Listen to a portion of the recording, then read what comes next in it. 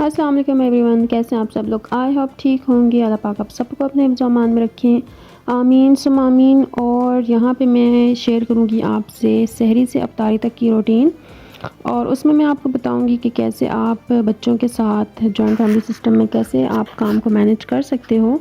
कुछ भी मुश्किल नहीं है हमारे लिए, सब कुछ हम कर सकते हैं। तो अल्हम्दुलिल्लाह काम हो जाते हैं, ये नहीं कि काम रुक जाते हैं। तो बस थोड़ी हिम्मत की ज़रूरत होती है।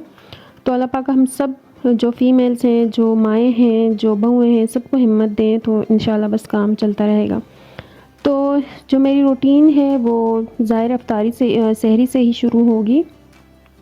और सहरी में जो है मैं पहले उठती हूँ तहज्जुद के लिए, उसके बाद फिर मैं बाकी काम शुरू करती हूँ। तो हम सबको अल्लाह ताला तौफ़ीक दे तहज्जुद की भी, जो दुआएँ तहज्जुद में कबूल होती हैं। और जो तहज्जुद का एक मज़ा होता है वो तो सारी नमाज़ों का होता है, लेकिन उसमें अल्लाह पाक बहुत ज़्यादा आपकी मदद फ़रमाते हैं। तो यहाँ पे मैं तहज्जुद पढ़ के आई हूँ अब किचन में, और यहाँ पे मैं सहरी बनाने लगी हूँ। जिसमें सहरी में मेरे होते हैं जी 6 से 7 पराठे, कभी 8 भी हो जाते हैं। और फिर साथ-साथ जो है एक फ़रमाइश आई थी कि दाल का पराठा भी हो, तो वो दाल का पराठा भी मैं बनाऊँगी। और सहरी में थोड़ा मुश्किल होता है, लेकिन आप जब नमाज़ पढ़ते हो, फ्रेश हुए हुए होते हो, वज़ू हुआ हुआ होता है, तो आपको इतना मुश्किल नहीं लगता। लेकिन आप डायरेक्ट नींद से उठ के आप किचन में आते हो तो फिर थोड़ा मुश्किल होता है। और यहाँ पे मैंने चाय भी रखी हुई है, सालन भी गर्म करने के लिए रखा हुआ है। और ये दूध है, मग़रिब तक जो है मेरा लेवल जो है बिल्कुल डाउन हुआ हुआ होता है, एनर्जी लेवल। तो इसलिए फिर मैं सहरी में 1 गिलास या कप दूध का ले लेती हूँ, या शेक बना लेती हूँ, स्मूदी कुछ भी। और चाय तो मस्ट है, या पराठे के साथ ले लेती हूँ चाय, या फिर वैसे ही पी लेती हूँ। तो ये दाल का पराठा बन रहा है जी, और सारे अभी सो रहे हैं, मैं किचन में लगी हुई हूँ। आज ज़रा टाइम से आई थी मैं किचन में, क्योंकि मैंने रिकॉर्डिंग करनी थी। और यहाँ पे ये दाल का पराठा मैंने डाला, और ये देखें कितना मज़े का बन रहा है। तो साथ-साथ फिर और काम भी करने होते हैं, और बच्चों को स्कूल भिजवाना होता है। तो अफ्तार सहरी करके जब बंदा नमाज़ पढ़ के फ़ारिग होके सोता है, तो फिर बच्चों के लिए बड़ी मुश्किल से उठना होता है। तो ये देखें जी, पराठे यहाँ पे हो चुके हैं डन। अब मैं शीट लगा के और इन्हें फिर रख दूँगी और सबको जगाऊँगी, और फिर सब माशाल्लाह से आके शीट पे इंशाल्लाह सहरी करेंगे। तो ये मैंने शीट लगा दी है, सब कुछ लगा दिया है, और अब हमने सहरी भी ऑलमोस्ट स्टार्ट कर दी है। और ये सारे बर्तन जो सहरी के थे वो कुछ धुले हुए थे, ये उठा के मैं एक जगह से दूसरी जगह पे रखूँ, और जो और बर्तन हैं उन सारों को धो लूँ। तो सहरी में जो है, चाहे आप बर्तनों में तो बहुत बरकत होती है, तो वो धोते ही रहो धोते ही रहो। तो यहाँ पे मेरे बर्तन जो हैं फ़िनिश हो चुके हैं, और ये सारा शेल्फ़ जो है बहुत गीला हो जाता है, जिससे मुझे बहुत उलझन होती है, और सारा किचन फिर उसकी वजह से गंदा हो जाता है।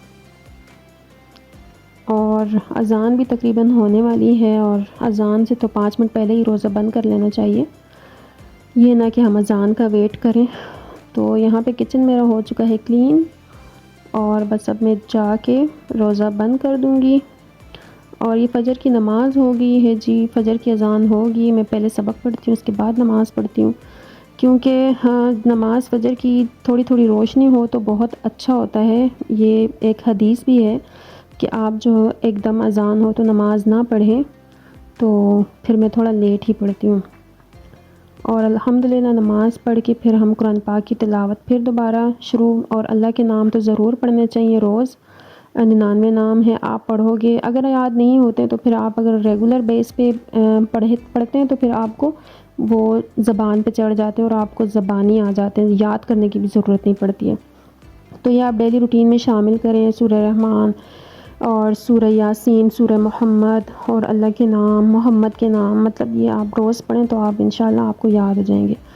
तो यहाँ पे आई हूँ मैं अब किचन में बच्चों के लंच के लिए। तो बच्चों की फरमाइश थी कि मम्मा चिप्स बनाएं, तो फिर मैंने बीच में थोड़ा सा लेटी हूँ, लेकिन उठ गई टाइम पे ही, क्योंकि चिप्सों पे टाइम लगता है। और यहाँ पे यूनिफ़ॉर्म उनके ले रही हूँ कि प्रेस करने हैं, टाइम थोड़ा लंबा था, कपड़े भी धुले हुए थे। और फिर बस यहाँ पे चिप्स तैयार हो रहे हैं। बड़ा अच्छा मज़े का मौसम था। आपको पता है फ़जर की नमाज़ का वक़्त कितना अच्छा होता है, जब आप बाहर जाते हैं, चिड़ियों की आवाज़ें हल्की-हल्की आ रही होती हैं, और बहुत मज़े का लगता है। तो ये इनका लंच तैयार हो रहा है जी बच्चों का।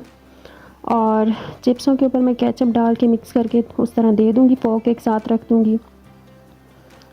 तो बस उनका लंच डन हो चुका है। अब मैं वो नाश्ते में खाएंगे जी कोको क्रंच। अंडा पराठा बहुत हेवी हो जाता है तो वो फिर नहीं खाते, तो फिर ये लाइट से थोड़ा सा खा लेते हैं। तो उनका तो बस चले कि लंच में भी मम्मा कोको क्रंच दें, तो बस इनको यहाँ पे जगा रही हूँ और साथ साथ ये लोग हैंड वॉश करें और फिर आके नाश्ता कर रहे हैं। तो इनका लंच बॉक्स साथ साथ में रख रही हूँ इनके बैग में और साथ बस इनकी तैयारी करती हूँ और फिर इनको स्कूल भिजवा दूँगी। और रूम कितना मेसी हुआ है, बस ये माशाल्लाह स्कूल चले गए हैं और ये बाहर धनिया बड़ा प्यारा लग रहा था तो मैंने कहा चलो थोड़ी सी उसकी वीडियो बना दूँ। तो ये देखें जी रूम कितना मेसी है और फिर ये उठ के जो इसको संभालना मुश्किल होता है, तो मैंने कहा चलो मैं रूम बाद में करूँगी, पहले मैं किचन कर दूँ।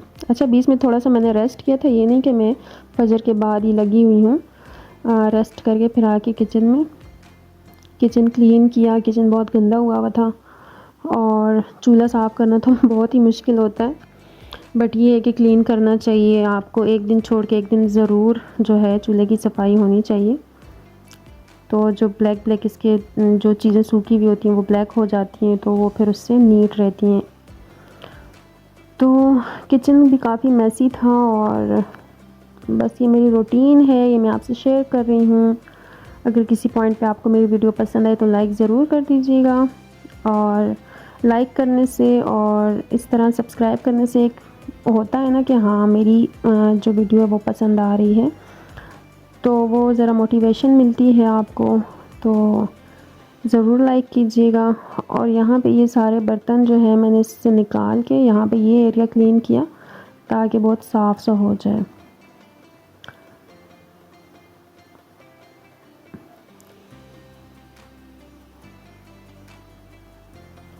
और यहाँ पे ये मैंने चिकन रखा हुआ था, मॉर्निंग में ही निकाल लिया था क्योंकि वो फ्रीज़ हुआ था, तो मैंने सोचा कि वो पानी में ना भिगो के रखूँ, साइड पे रख दूँ 2-3 घंटे के लिए ताकि फिर मैं इजीली बना सकूँ शाम के लिए चिकन।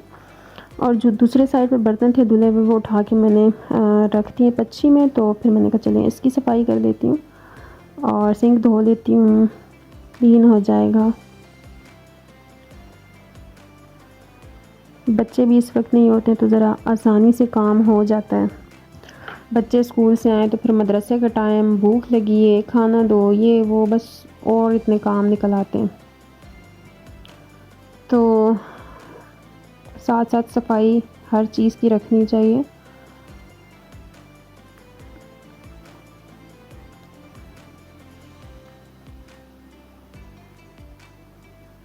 तो ये हो चुका है क्लीन और साथ ही जो है फिर और काम देखूँगी। अभी तो घर साफ़ करना ठीक करना रहता है, अभी सिर्फ किचन का काम हुआ है।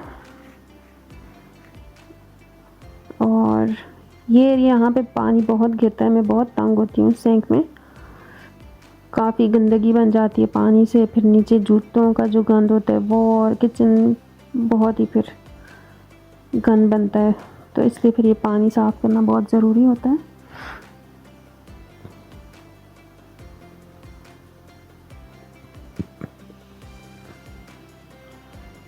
ये देखिए क्लीन हो चुका है किचन मेरा अल्हम्दुलिल्लाह।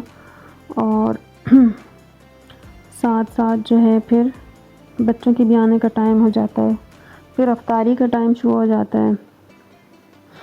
और ये देखें क्लीन हो चुका है किचन और रूम भी मैंने ठीक कर दिया है। बेड भी, सोफ़ा कम बेड पे अभी बच्चे बैठे हुए थे, बस इनको नहलाया, स्कूल से आए हैं और अभी इनके मदरसे का टाइम हो रहा है। खाना इन्होंने खा लिया था तो बस कंघी करो तो नहीं नहीं भाई हमने ख़ुद करनी है, कर भी नहीं सकते और करवा भी नहीं सकते। तो मैंने कहा चलो 10-15 मिनट यहाँ आप लैपटॉप देख लो और फिर मदरसे की तैयारी करो। तो बस इनके अब मदरसे का थोड़ी देर तक टाइम होता है, इनको मदरसे भिजवा के तो फिर मैं अफ्तारी का इंशाल्लाह काम शुरू करती हूँ। पहले घर शर क्लीन कर दूँ तो फिर इंशाल्लाह अफ्तारी का काम शुरू हो जाएगा। और राहम अपने बटन बंद करने में लगा हुआ है शर्ट के। जब बच्चे स्कूल से आते हैं तो और ही मैस बनाया हुआ होता है, जगह जगह शूज़ और कपड़े, यूनिफॉर्म। तो बस ये किचन की तरफ मैं आ गई हूँ। ऊपर से तो साफ़ कर दिया था लेकिन झाड़ू रहता था। और ये बच्चे मदरसे जा रहे हैं, बस इनके भी मदरसे का टाइम हो चुका है। और देखें ये अभी सारा गीला हुआ है और ये सिर्फ ट्राउज़र ऊपर कर कर के भाग रहे थे। तो ये किचन भी क्लीन हो चुका। अब शुरू हो गया अफ्तारी का टाइम। तो अफ्तारी के लिए मैंने लिया है यहाँ पे बेसन। पहले मैं बेसन बना के रख देती हूँ, अच्छी तरह भिगो देती हूँ। उसमें जो लम्स होते हैं वो अच्छी तरह ख़त्म हो जाते हैं। और फिर उसके बाद मैं इसमें सारा मटेरियल डालती हूँ, जैसे प्याज और मसाले वगैरह। खैर इसी पॉइंट में मसाले भी डालती हूँ और प्याज जो है वो बाद में डालती हूँ। टमाटर मैं ज़रूर डालती हूँ, मुझे बहुत पसंद है पकौड़ों में टमाटर। धनिया, पुदीना, हरी मिर्चें, सारी चीज़ें। लेकिन मैं पहले इस तरह बेसन बना के रख देती हूँ क्योंकि प्याज के साथ फिर वो सही उसके लम्स जो हैं वो नहीं ख़त्म होते। तो बस यहाँ पे ये बेसन बन रहा है और साथ साथ फिर मैंने आलू भी रखे हुए हैं और के लिए दही बड़ों के लिए। एक काम की तरफ नहीं होना है ना, तो ज़ाहिर है एक ने मैनेज करना है तो फिर साथ सारे काम करने हैं।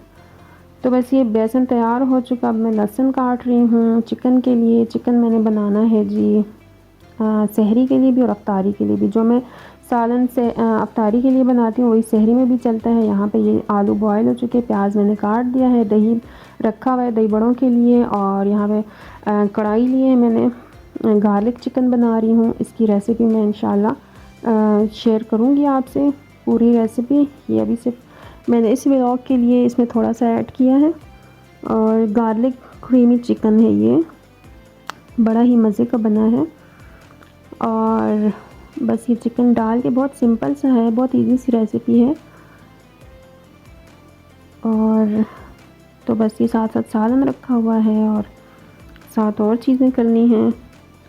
अब जो बेसन है ये टमाटर मैंने इसमें डाल दिया, बस उसको साइड पे रख दूँगी। और साथ साथ अफ्तारी का टाइम हो रहा है तो जो बेसन है उसमें मैंने सारे मसाले डाल दिए हैं और साथ साथ बस पकोड़े डालना शुरू कर दूँगी। ये मैंने फुल्कियाँ डाली, मेरे हस्बैंड मेरे साथ खड़े हुए थे, वो ज़रा हेल्प करवा रहे थे। तो ये चिकन भी बन रहा है, इसमें मैंने बटर डाल दिया है। अब सिंपल सी रेसिपी है बहुत ज़्यादा। इसकी फुल रेसिपी मैं इंशाल्लाह आपको दूंगी। और यहाँ पे मैं साथ साथ हस्बैंड जो है वो पकोड़े देख रहे हैं और मैंने कहा चलो मैं दही बड़े बना देती हूँ। बहुत सिंपल से दही बड़े हैं, मैं कोई इतने ज़्यादा मेहनत वाला काम नहीं कर रही इस जगह पे क्योंकि टाइम नहीं होता और सारे इस तरह के दही बड़े खाना पसंद करते हैं तो फिर मैं इसी तरह के बना देती हूँ।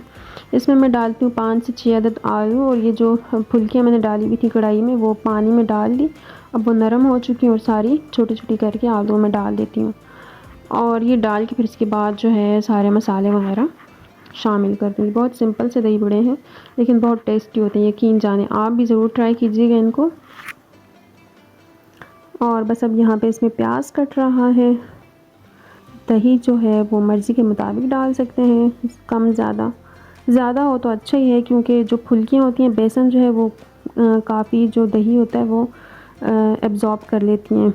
फिर थोड़ी थोड़ी देर बाद वो थिक होना शुरू हो जाता है ना, तो इसलिए फिर दही की क्वांटिटी ज़्यादा ही रखनी है या फिर हो सके तो बाद में ऐड कर दें।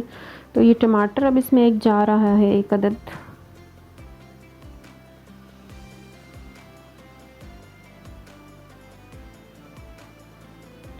और सादी हरी मिर्चें,